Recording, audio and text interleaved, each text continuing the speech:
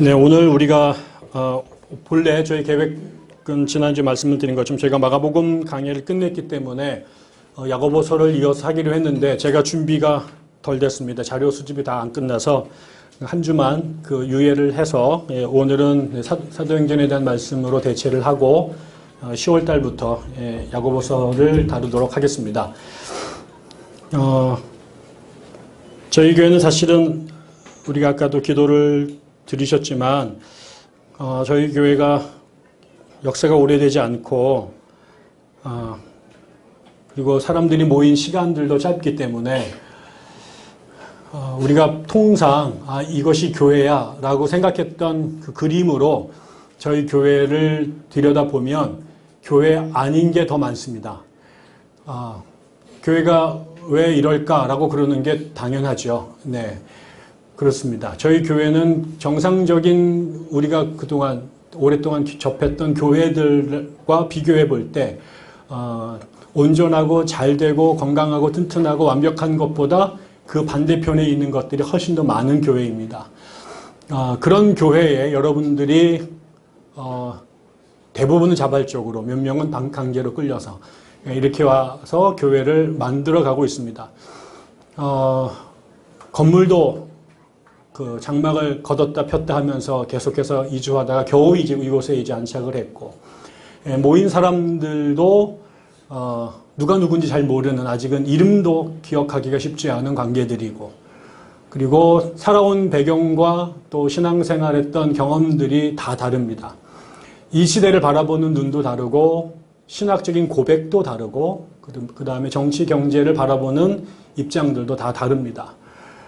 그리고 그동안에 다녔던 교회에서의 기능과 역할도 다 다르고요. 그런 사람들이 여기에 모여서 누구의 강제도 없이 자발적으로 백향나무라고 하는 새로운 교회를 만들어가는 과정에 있습니다. 그러다 보니 마땅하다고 생각했던 많은 것들이 저희들에게는 마땅하지 않은 상태로 있고요. 그다음에 우리가 그동안 당연하다고 생각했던 여러 것들이 또 우리에게는 또 당연하지 않은 것들이 있습니다. 이게 이제 가만히 예배를 드리고 있을 때는 별 차이를 못 느끼지만 예배가 끝나고 나서 회의를 하거나 행사를 하거나 심지어는 밥을 먹을 때도 모든 부분에서 서로들의 다름이 드러나게 되고 그 다름은 아주 불편합니다. 그래서 세상에 제일 좋은 공동체는 저는 군대라고 생각하고요. 그냥 시키는 대로 다 똑같은 옷 입고 똑같은 밥 먹고 그리고 똑같은 명령이 움직이는 공동체가 제일 편한 공동체인데, 반면에 전 세계에서 제일 살기 어려운 동네는 민주주의를 하는 곳이죠. 각자의 목소리를 존중하고 그들에게 그 사람들의 의사에 의해서 함께 모아가는 것들은 아주 어렵습니다. 제가 작년에 아주 재밌게 읽었던 책 중에 하나가 호모 데우스라는 책인데, 최근에 유발 하랄이라고 하는 이스라엘 학자가 쓴 책입니다. 거기에 이 사람이 그 현대 사회를 쭉 얘기를 하면서 4차 혁명 이런 얘기들을 많이 하는데, 재미있는 게 그런 4차 혁명과 관련된 이야기들을 쭉 할 때 이게 그런 시스템들을 바꿔가는 것이 굉장히 어렵거든요. 예를 들어서 사람이 하는 일들을 기계로 바꿔나가게 되면 그 일을 하던 사람들이 가만히 자기 직장을 포기하지 않으니까 이 사람들이 자기 직업을 지키기 위해서 조직을 만들고 데모를 하고 로비를 하고 선거에 영향을 끼치고, 그래서 무슨 제도 하나를 바꾸는 게 엄청나게 어렵습니다. 최근에 우리가 이 법무부 장관을 뽑는 것 때문에 국가 전체가 완전히 작살나게 될 만큼 이런 적이 없었을 거예요. 아마 4.19 때도 이러진 않았을 거예요. 그러니까 이런 어려운 것들이 그거 하나를 먹어가는 너무너무 어려워요. 그런데 그때 그 하라리가 아마도 이런 민주사회에서 이런 제도를 바꿔나가는 건 무지무지 어려울 거다. 그런데 어쩌면 역으로 전 세계에서 이런 시스템을 가장 신속하고 빨리 정착시킬 수 있는 사회가 있을지 모른다. 아마도 거기에 가장 유리한 나라는 북한일 거다. 이렇게 얘기를 한 거죠. 북한은 그냥 위에 계신 분이 명령하면 밑에 사람들이 의지하지 않고 그냥 쭉 일사천리가 되니까 아마도 4차 혁명을 가장 성공시킬 수 있는 가능성은 북한이 제일 많을지도 모른다. 반 농담, 반 진담 그런 얘기를 했어요. 근데 우리는 그런 사회를 지향하지 않잖아요. 특히 이 교회가 그렇지 않은 세상을 만들겠다고 모인 사람들이다 보니 사사건건 참 어렵습니다. 그러다 보니까 우리가 초창기라 회의를 많이 할 수밖에 없어요. 그래서 우리 교회의 특징 중에 하나라면 회의가 많은 겁니다. 그것도 전교인이 다 달라붙어서 하는 공동회의를 1년에 5번이나 합니다. 보통 교회는 1년에 1번 하고요. 그것도 대체적으로 기습적으로 처리해서 신자들이 교회에서 발언할 기회가 없지요. 대부분은 당회가 결정을 하고요. 심지어는 당회에서도 몇 사람들, 아니 더 올라가면 목사님의 뜻이, 그분의 뜻이 어딨냐가 제일 중요하죠. 그래서 위로부터 밑으로 내려오는데 우리는 이 시스템을 바꿔서 밑에서부터 위로 올라가자고 하자니 보통 어려운 게 아닙니다. 저도 어떻게 목회하면 제일 좋을까요? 버튼 하나 누르면 딱 되는 거죠. 저에게 가장 저를 사랑하고 지지하는 장로님을 한 명 딱 세워서 장로님 오시오. 네, 이게 내 뜻이요. 알아서 하시오. 그러면 또 장로님 밑에 약간 말을 잘 듣는 안수 집사들을 모아둬 놓고 이게 짐의 뜻이다. 그러면서 얘기를 하면 이제 쭉쭉쭉 가게 되면 이렇게 하면 교회가 일사천리로 금방금방 합니다. 그런데 그거를 바꾸자고 교회를 세운 곳입니다. 그런데 이게 누가 해봤냐? 없어요. 대한민국에 그런 교회가 존재했던 적이 없어요.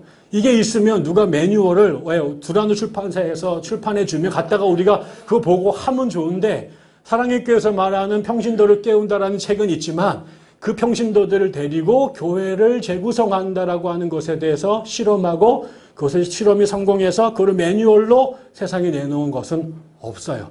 그러니 우리가 가는 그 길이 전대미문의 길이고 온갖 시행착오를 반복하는 길이고 그러다 보니까 대부분 좀 하다가 원래 안 되는 거야. 괜히 멋모르고 시작했어. 그래서 다시 용수철이 돌아가듯이 더 반동적으로 옛날의 모습으로 돌아간 경우들이 많습니다.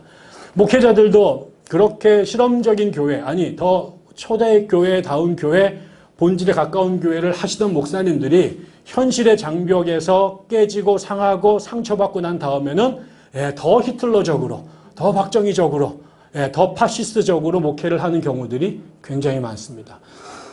저희들이 사실은 그 일들을 해나가는 그 어려운 것들을 하겠다고 모였고 그 일을 위해서 애쓰고 있습니다. 그러다 보니 회의를 많이 하는데 저희도 지난 4년 동안 회의를 하면서 대한민국 사람들 중에 제일 어려운 게 회의하는 일이다. 회의를 하다 보면 정말 회의주의자가 되겠다. 인생에 대해서. 죄송합니다. 네, 아무튼 이게 굉장히 그래서 이걸 안 하면 좋을 것 같아. 그래서 사람들도 우리 교회 회의가 너무 많아요. 회의를 없앱시다.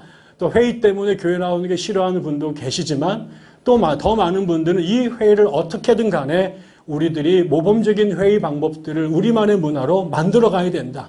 이게 어렵지만 이거는 우리가 다른 건 다 포기해도 우리가 온전하게 제대로 회의할 수 있는 교회. 우리가 나중에 사이즈가 얼마나 늘어날지 모르겠습니다만 이 정도의 모임에서도 우리가 제대로 의견을 나누고 생각들을 합의해가는 과정을 이루어낼 수 없다면 그 이후에는 보나마나 다시 목사 혼자가 군림하거나 소수의 목소리 큰 사람들이 지배하는 과도 정치로 바뀔 것입니다. 저는 그래서 오늘 우리가 점심을 이제 식사를 하시면서 또 9월 공동회의를 할 텐데 한 번은 이 얘기를 좀 짚고 넘어가면 좋겠다 생각이 들어서 우리 교회는 어떻게 회의를 해야 될까? 어떻게 우리가 함께 공동체를 만들어 갈까? 라는 이야기를 오늘 우리가 읽은 사도행전 15장 예루살렘 공유의 이야기를 통해 한번 생각해 보고 싶습니다.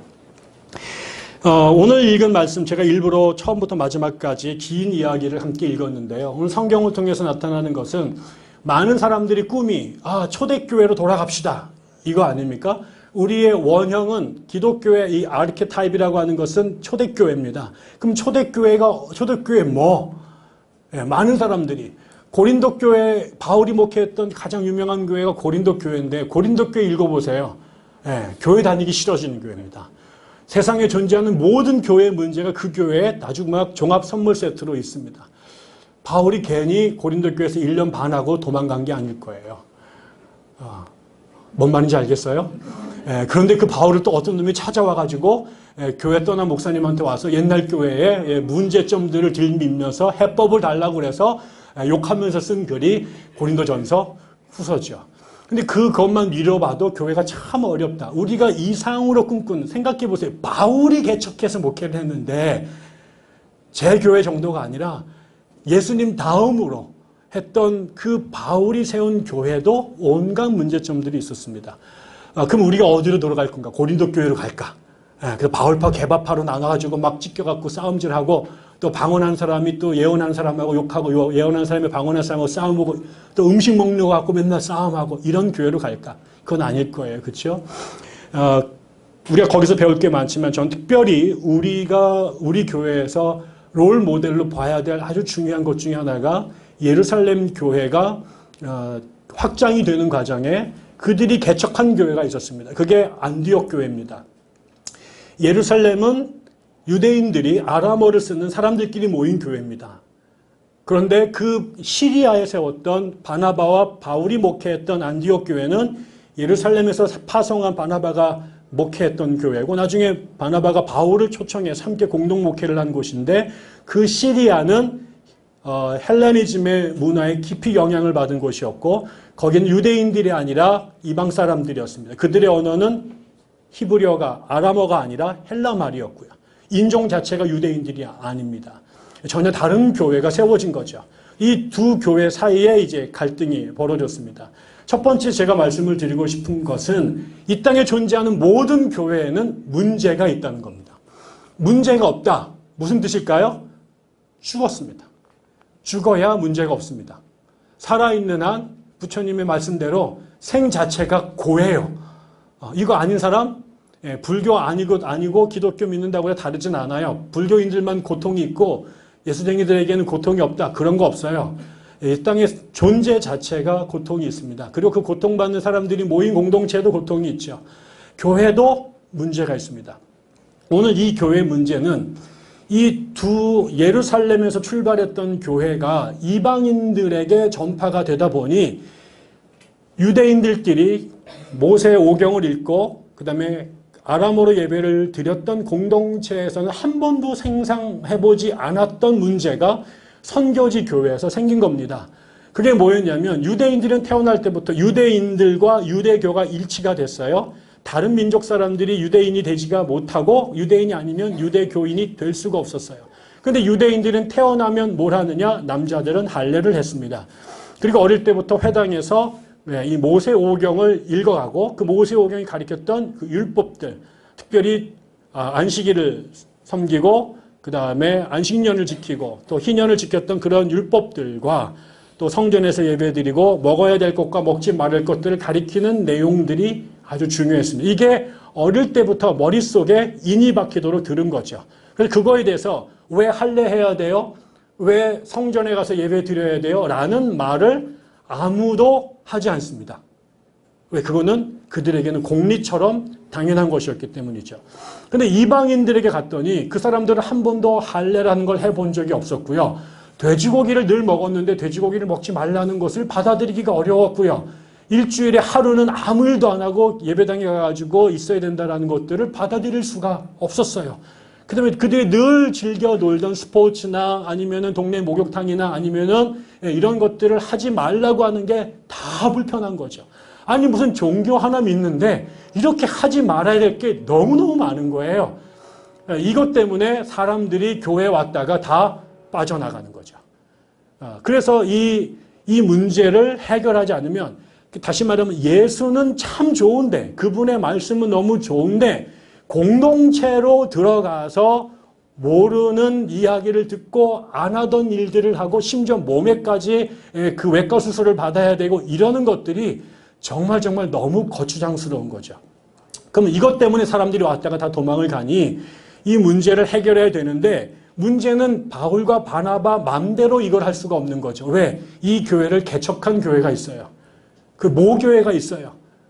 그게 바로 예루살렘 교회였던 거죠. 예루살렘 교회로부터 후원과 지원을 받고 있었는데 이 문제를 그 교회와 해결하지 않으면 자기 마음대로 할 수가 없는 거죠. 그래서 이 문제를 해결해야 되는 아주 중요한 어려움이 생긴 거죠. 그런데 이 문제를 해결하려고 봤더니 문제는 있었어요. 근데 문제를 해결해야 돼. 근데 문제를 해결하려고 했더니 또 장애물이 있어요. 이게 그냥 쉽게 해결이 안 되는 거예요. 첫 번째가 뭐였냐면 지금 바울과 바나바가 교회 목회를 하니까 총회 본부로 가는 거예요. 총회본부 가니까 총회장으로 그 야고보와 그다음 부총회장 베드로가 있는 거죠. 이분들한테 지금 우리 교회에서 올라온 이 안건들, 할례를 금하는 것, 그다음에 음식 먹는 것들 중에서 문제가 되는 이런 부분들을 건의를 해서 너희들이 좋을 대로 해라고 승인을 받아야 되는데, 이 문제를 갖고 올라갈 때 첫 번째 장애물은 바울과 바나바가 만나야 될 대상이 야고보와 베드로라고 하는 거물이라는 거죠. 우리가 만약에 무슨 협상을 하게 되면 테이블에 자격이 동등하면 말하기가 쉽지요. 친구들끼리 이야기하거나 동료끼리 이야기하면은 이게 괜찮은데, 원래 회의도 그렇지 않습니까? 우리가 북한에 남한에서 특사를 보내면 거기에 걸맞는 사람이 거기도 나오죠. 싸움을 할 때 체급을 맞추죠. 주니어 플라이급은 주니어 플라이급끼리 하는 거지 여기에 헤비급이 나오는 경우는 없어요. 근데 지금 바울과 바나바라고 하는 초년생들, 지금 목회 초년생인 교계에 우리로 말하면 신학교 졸업해서 개척교회 하고 있는 사람이 총회장 앞에 가서 회의를 해야 되는 거예요. 이거는 공평하지가 않아요. 그것도 그냥 총회장이 아니라 여러분 베드로하고 야고보입니다. 거기에 가서 이렇게 해달라 저렇게 해달라는 말을 꺼내는 것 자체가 굉장히 어렵습니다. 두 번째, 또 하나는 이 사람들이 지금 이방인들인데요. 이방인들 안에서 지금 제시하는 문제가 할례를 안 하게 해주십시오. 그 다음에 음식 우리가 먹던 거 다 먹도록 해주십시오. 그 다음에 교회에서 지키라고 한 이런 것들 우리랑 문화적으로 안 맞으니까 우리한테 자율권을 주시오. 이런 얘기였어요. 그런데 이 안건 자체가 예루살렘에 있는 사람들한테는 도저히 들어줄 수 없는 말이에요. 두 가지가 있습니다. 우리가 기독교가 생길 때 예수님이 부활하심으로 이분이 하나님이신가 보다 라고 믿게 된 사람이 생겼어요. 그런데 이 사람들이 모두 다 누구냐면 유대인들이에요. 이 유대인들에게는 오랫동안 지켰던 모세 율법이라는 게 있었고 그 모세 율법의 연장선상에서 예수가 나온 거예요. 그러니까 모세 율법이라고 하는 유대교라고 하는 그릇 속에 예수라고 하는 새로운 내용물이 담겨진 거죠. 그러니까 이 내용과 형식이라고 하는 이것이 일체가 돼서 기독교라고 하는 종교가 세워지고 있는데 지금 이 이방인들이 와서 요구하는 건 뭐냐면 이 틀을 바꿔달라는 거예요. 그런데 유대인들에게는 할례를 안 한다. 주일날 가서 제물을 드려서 제사를 지내지 않는다. 돼지고기를 먹는다. 이런 것은 이거는 한국 사람이 한국 사람 아닌 것이고 유대인이 유대인이 아니라고 하는 것과 같은 말인 거죠. 그러니까 이거를 요구해달라고 하니까 이게 아주 불편한 거고 더 근원으로 가면 유대인들은 기본적으로 자기들만이 하나님의 백성이라고 믿었어요. 그래서 그거의 증표가 할례였단 말이고 그 다음에 그들이 돼지고기를 안 먹었던 이런 것들이 우리가 하나님에게 선택받은 유일한 백성이라고 하는 자기 정체성이었단 말이에요. 그런데 어느 날 바울이라는 애가 툭 튀어나와서 판을 뒤집으면서 이방인들한테 가가지고 복음을 막 전하고 다니는 거예요. 걔네들은 하나님이 했다라고 주장을 하지만 기본적으로 이게 너무 불편한 거죠. 왜 우리 것인데 우리에게만 줬던 것을 지들 마음대로 가서 이방 놈들한테 그 귀한 것들을 나눠줘. 이거는 이방인들이 아니라 유대인들에게만 허락됐던 특권인데 왜 이거 벽을 허무는 거야. 그래서 이 사람들이 제기한 이슈보다 더 근원적인 것은 바울과 바나바가 이방인들과 노는 거예요. 걔네들과 어울려서 그 사람들과 예배를 드리고 하나님의 축복을 나누어 갖는 게 이 기존 기득권을 가졌던 신자들한테는 너무너무 불편한 거죠. 세 번째는 이 바울의 과거예요.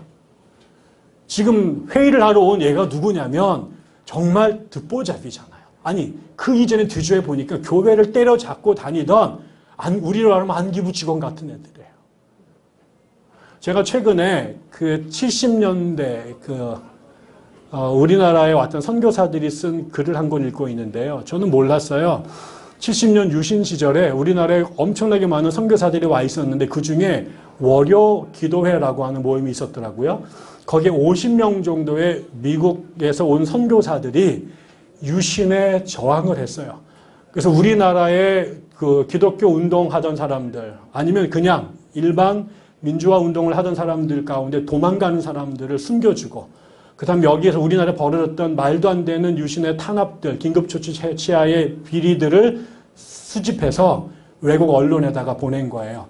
그래서 한국에서 엉뚱한 일이 벌어졌는데 그 다음날 뉴욕타임즈의 신문에 기사가 나는데 이거를 특파원들이 보낸 게 아니라 이 월요 모임의 선교사들이 그런 일들을 한 거예요.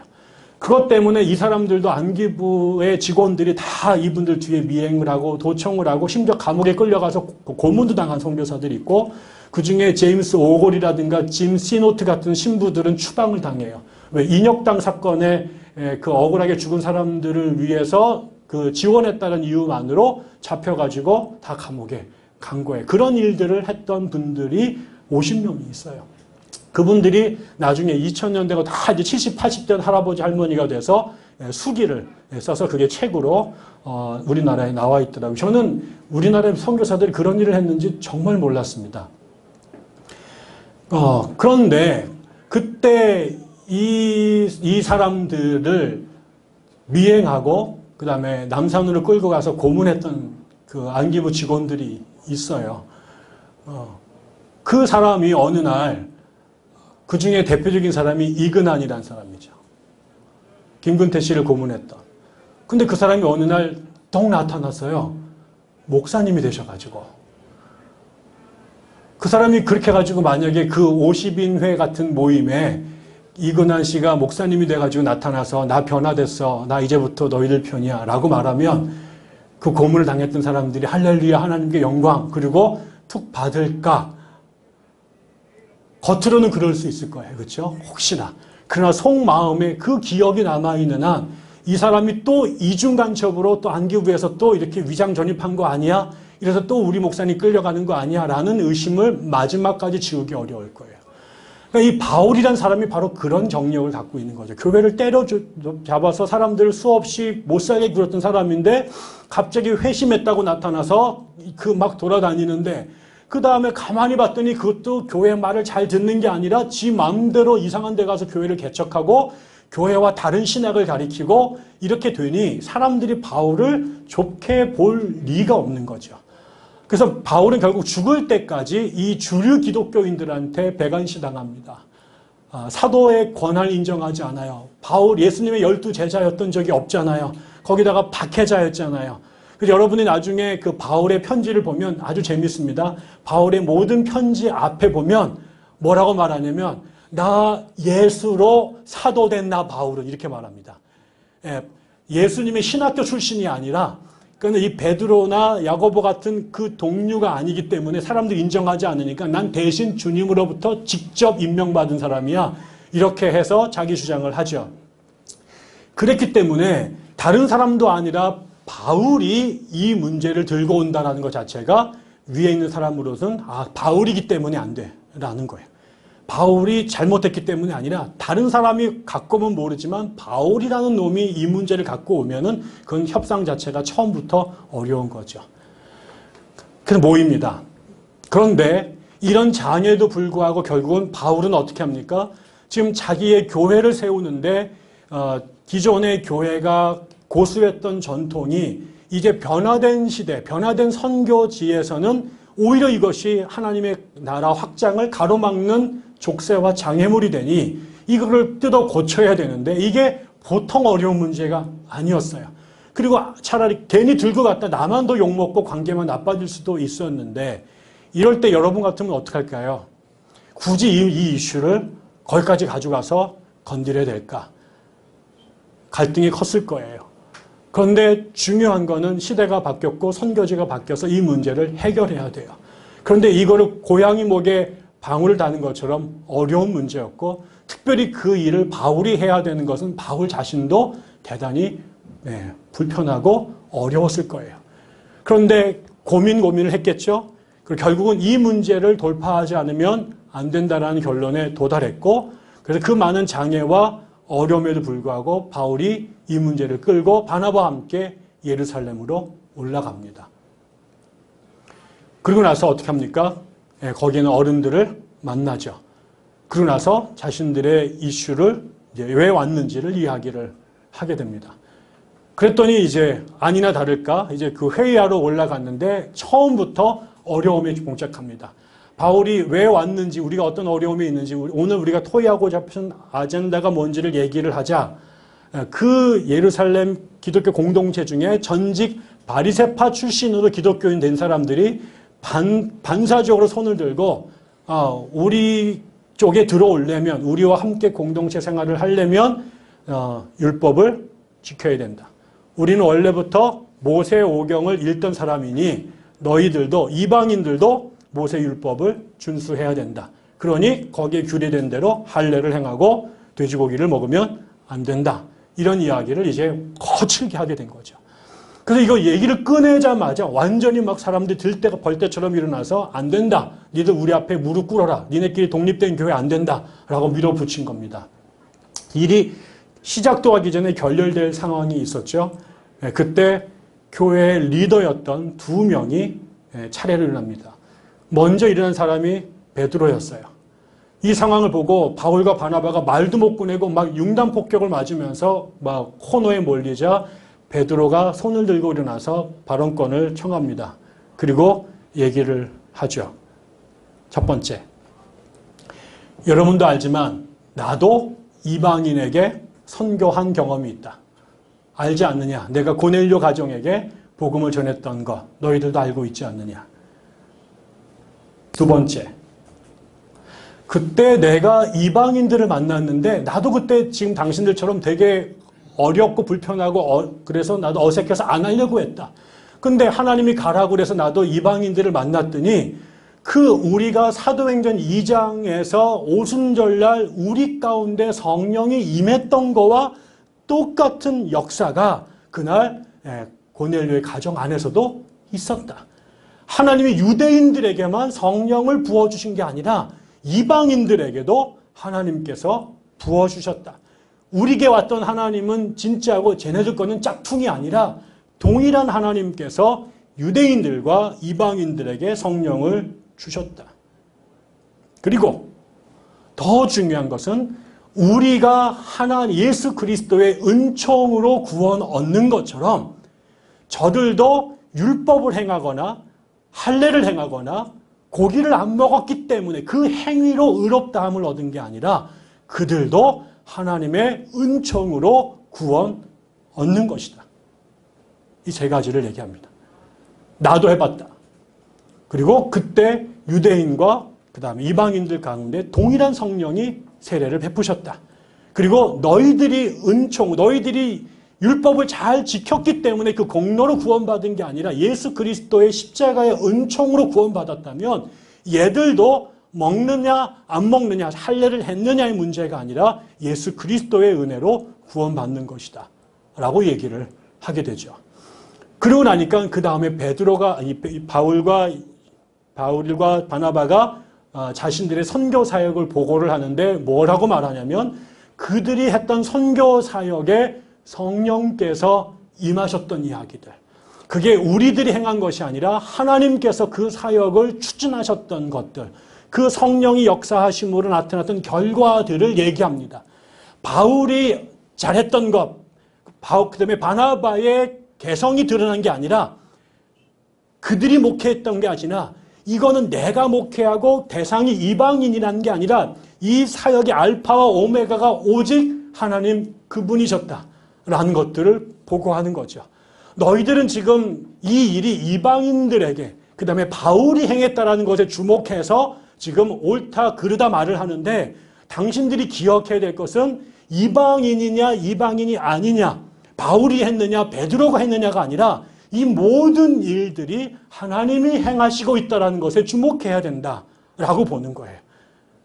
그러고 나니까 야고보가 다시 일어나서 결론을 내립니다.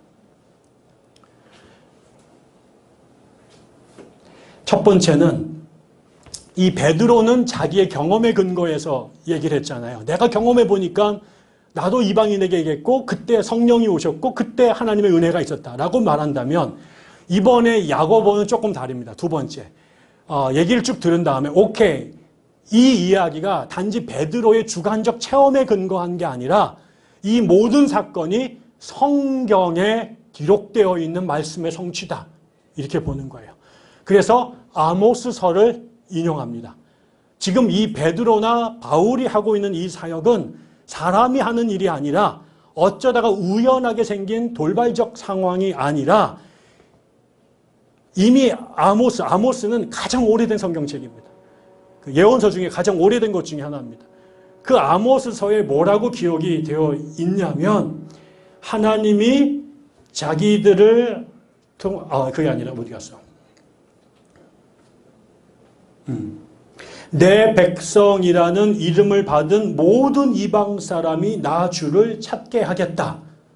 그때 아모스를 통해서 나중에 이방 사람들도 나를 찾도록 만들겠다라는 예약이 아모스서에 분명히 있었어요.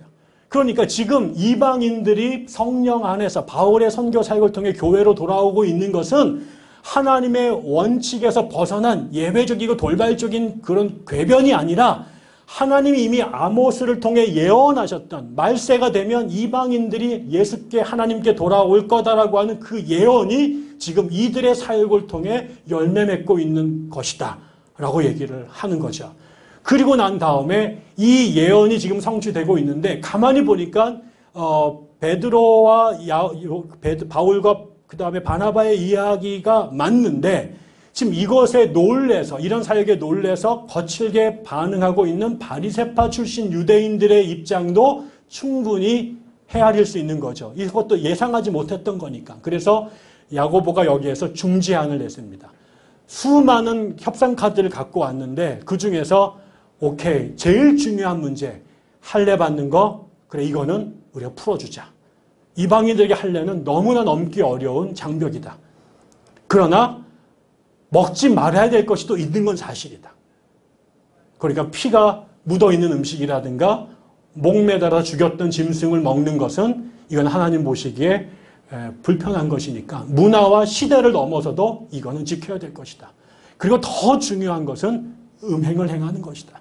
성적으로 타락하고 그 다음에 우리가 배웠지만 이때 음행이라고 하는 것은 윤리적인 난잡함도 있지만 하나님 외에 다른 신을 섬기는 것도 포함이 되는 것이죠. 이런 것들을 지킨다면 나머지 모든 것들은 다 자유롭게 풀어주자라고 중재안을 내세웁니다. 이랬더니 결과적으로 그 이야기를 전해받은 안디옥 교회 교인들이 모두 다 기뻐했다라고 얘기합니다. 저는 이 긴 이야기를 우리가 쭉 읽으면서 기억해야 될 것이 그런 거죠. 그 훌륭한 바나바, 그 다음에 바울이 목회하셨던 교회도 그리고 베드로와 야고보가 목회했던 교회도 그들이 부족하기 때문이나 잘못하거나 악하기 때문이 아니라 사람이 다른 문화와 역사 속에서 사는 사람들이 모이다 보니 피할 수 없는 불가피한 차이와 갈등이 생겨난다는 거죠. 근데 그들보다 훨씬 더 부족한 제가 목회를 하고 또 그 시대보다 훨씬 빠르게 변화하는 세상에서 그것도 천지사방의 호적이 다른 사람들이 모인 우리 교회에도 문제가 없을 수가 없는 거죠. 그런데 여기에서 생겨난 문제는 옳고 그름이나 악하거나 선함의 문제가 아니라 전부 다 이방인들에게 할례가 불편하고 그들에게 먹지 않았던 음식을 먹는 것을 강요당했던 것이 불편한 것처럼 우리 안에 부닥치는 모든 것들은 본질도 아니고 궁극도 아니라 사람들끼리 부닥치는 사소하지만 불편한, 작지만 크게 느껴지는 그런 문제들이 끊임없이 생겨날 수밖에 없다. 그럼 어떻게 할 것이냐? 대부분의 교회는요, 내버려 둡니다. 제일 좋은 건 뭐예요? 내버려 두는 거죠. 아유, 내 게 아닌데 나한테만 불편하지 않으면, 나만 힘들지 않으면 내버려 두죠. 지나가다가 여러분 어떤 아이가 저녁에 그 담배를 피우면서 애들 삥을 뜯고 있는 거를 봐요. 그냥 지나가죠. 아유, 어느 새끼 집안인지 저거, 아이고, 저거 큰일 났다. 그리고 지나가죠. 지나가다 싹 봤더니 그 옆에 내 자식이 서 있는 거예요. 그럼 그때 어떡할까요? 태도가 확 바뀌죠. 쫓아가가지고 귀싸대기 때려가지고 정신차려 끌고 가. 얘들 걷어오지 마! 이렇게 끌고 갈 거 아니에요. 나랑 관심 없으면 걔가 삥을 뜯든 삥을 뜯김을 당하든 그만둘 거야. 그러나 내가 아는 놈이, 내가 사랑하는 제자가, 내 자식 놈이 거기 있으면 해결하려고 들어가겠죠. 거기 애들한테 두들겨 맞더라도 네 새끼 살릴 거 아니에요. 교회도 마찬가지입니다. 우리 안에 문제가 있어요. 불편해요. 나랑 상관없어. 그러면 죽이 되든 밥이 되든 내버려 둡니다. 그러나 이거는 극복해야 돼. 교회가 더 나은 교회로 가기 위해서는 이거는 이 장애는 넘어서야 돼. 그러려면 그거를 맞서야 돼요. 근데 무지무지 불편합니다. 저도 여러분 한 명 한 명을 만날 때 아유 우리가 좋은 거 야 이번에 뭐 떡볶이 먹으러 갈까 아니면 스타벅스에서 커피를 마실까 야 영화 보러 갈까 이런 얘기를 할 때는 100명도 만나고 1000명도 만날 수 있어요. 근데 교회 사역을 하다가 갈등이 생기고 미묘한 대립이 생기면 주일학교 어린아이 한 명 만나는 것도 두렵습니다. 그런데 교회의 중요한 리더십들과 우리의 생각이 다르고 중요한 결정을 내려야 될 때 그 아젠다를 들고 그분 앞에 찾아가는 거는 너무너무 두려워요. 안 갔으면 좋겠어. 그냥 대충 살지. 근데 그거를 맞서야 돼요. 끌어내야 돼요. 그 다음에 어떻게 할 거예요? 들어야죠. 내 생각과 저 생각이 다른데 오늘 이 예루살렘 공의에서 중요했던 것은 이 문제들을 갖고 있는 사람들의 생각이 달랐어요. 바나바와 생각과 바리새인들의 생각이 달랐어요. 그런데 중요한 건 이 둘의 이야기를 다 들을 수 있는 기회를 허락했어요. 여기 보면 바리새 사람도 얘기를 했고요. 바울도 얘기를 했어요. 이야기할 수 있도록 기회를 줘요. 대부분은요. 여기 안에 아젠다가 안 올라갑니다. 밑에서 잘립니다. 얘기할 기회를 동등하게 주지 않아요. A와 B가 다 말할 수 있도록 기회를 줘야 돼요. 그래서 저희 교회가 이 어려운 공동회를 하는 겁니다. A 사람의 이야기도 하게 하고 B 사람의 이야기도 들어보자. 내가 나이 많기 때문에 나이는 말 더하고 나는 어리고 젊으니까 너희들 입 다물고 있어. 이거 하지 말자라는 거죠. 나이 드신 분도 생각이 있고 나이 어린 사람도 생각이 있고 오래 다닌 사람도 생각이 있고 새로운 사람도 생각이 있습니다. 그분들이 모두 다 공평하게 이야기할 수 있는 기회를 주자라는 거예요. 두 번째, 이야기를 하다 보면 아까처럼 모두가 다 자기 입장에서 얘기합니다.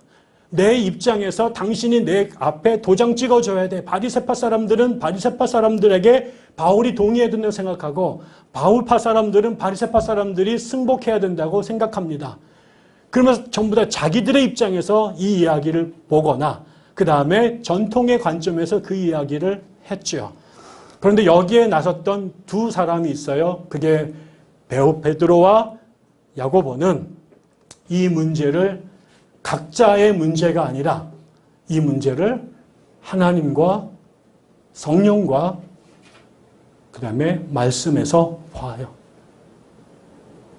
두 사람들이 다 이야기할 수 있도록 기회를 주고 그 다음에 그것을 성령께서 이 문제를 어떻게 보시는지 그리고 성경이 이 이야기를 어떻게 담고 있는지 다시 말하면 하나님의 관점에서 보는 거예요. 사람이 말할 수 있도록 다 허용해주고 사람들의 생각이 드러날 수 있도록 해주고 그러나 그 결정은 우리가 하나님이 뭐라고 생각하시는지 듣자라는 거예요. 교회가 언제 깨져요? A의 사람의 목소리에 B의 사람이 무시당하면 B가 상하죠. 그러면 B가 다시 모이죠. B와 B 다시들을 모아서 A를 치기 위한 혁명의 조직, 반군, 콘트라를 구성하죠. 다음 공의회 때 뒤집어 엎을 거야. 그 다음에 넉넉히 있다가 당하죠. 그래서 다시 판이 뒤집어져요. 그럼 A가 정신이 버뜩 나죠. 그러면 다시 A 다시들로 다시 모여서 다음 회의를 끌고 가죠. 누가 나를 무시했어. 내 생각이 까였어. 내가 깨무시당했어. 전부 다 그것 때문에 상처를 당하잖아요. 그런데 우리가 깨무시당하거나 까인 게 다른 A나 B가 아니라 하나님 말씀이고 하나님이면 성령이면 그 까임이 무시당한 것이 깨진 것이 내가 죽는 게 아니라 나를 살리는 것임을 알게 되잖아요. 그러니까 우리들의 회의는 각자가 처해 있던 이슈들을 정직하고 충분하게 발언할 수 있는 기회를 우리가 테이블 위에서 허락하자. 그러나 우리가 추구해야 될 것은 이 문제에 대한 우리의 생각이 아니라 하나님께서 말씀으로 어떻게 이야기하고 계시는지를 찾아보자라는 거예요. 그게 결국은 뭐가 되겠습니까? 회의로 시작해서 성경 공부로 끝나는 거예요. 우리가 그동안에 못했던 게 뭘까 생각해 보니까 이 부분이었던 거예요. 말 잘하는 사람들의 현란한 언어와 논리로 자기들의 주장을 하는 시간들을 듣는 건 많았어요. 그런데 이 문제를 향한 주의 뜻이 무엇일까를 찾고 연구하는 것은 부족했어요. 그러다 보니까 결국 이게 당파 싸움이 되고 세력 싸움이 되는 거죠. 그렇게 되면 회의를 했다가 아까처럼 회의주의자들이 되고 교회 안에 상처투성이로 교회가 분열된단 말이죠. 그러나 이 회의의 자리가 사람들이 몰고 간 그 자리에 하나님의 임재와 하나님의 말씀을 듣는 시간이 된다면 살기 위해서 신의 산으로 몰려왔으나 그곳 위에 임하신 하나님께서 그들에게 율법을 주셨을 때 하나님께서 말씀하셨을 때 이스라엘 민족이 단순한 해방이 아니라 이제 하나님의 나라를 세워가는 백성으로 변화된 것처럼 저희들의 회의가 그렇게 발전되어야 될 것이다. 충분히 얘기하자. 그러나 그 다음에 네 얘기, 내 얘기가 아니라 그러면 하나님은 이 문제에 대해서 어떻게 생각하시는지 고민해보자. 이게 얼마나 실용적이고 합리적이고 내가 가졌던 교회의 전통과 일치하느냐라고 하는 문제 그 다음에 궁극적인 하나님의 메시지는 무엇일지에 대해서 우리가 엎드린다면 다시 말씀드린 대로 사람끼리 모여서 아우성졌던 그 인간들의 회합 같은 그 회의가 하나님께서 임재하시는 신의 산의 경험으로 그리고 오순절 마가 다락방의 경험으로 바뀔 것이다. 저는 그렇게 우리의 회의가 예배와 상관없는 또 다른 인간들의 반상회가 아니라 우리가 하나님의 임재를 경험하고 하나님의 백성으로 연결어가는 또 다른 영적인 은혜의 자리로 훈련의 자리로 그렇게 발전돼 가기를 주의 이름으로 부탁드리고 축복합니다. 기도하겠습니다. 하나님 아버지, 오늘 우리가 같이 모여 말씀을 들으며 주 앞에 나아갔습니다.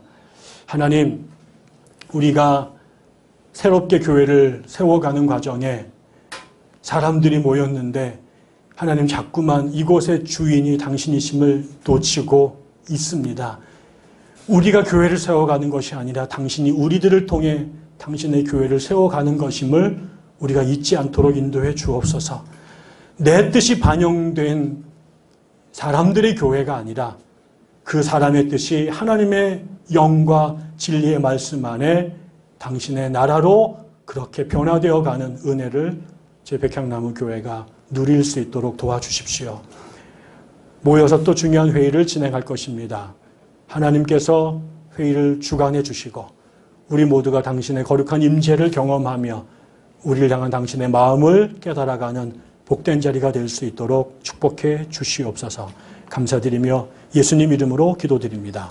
아멘.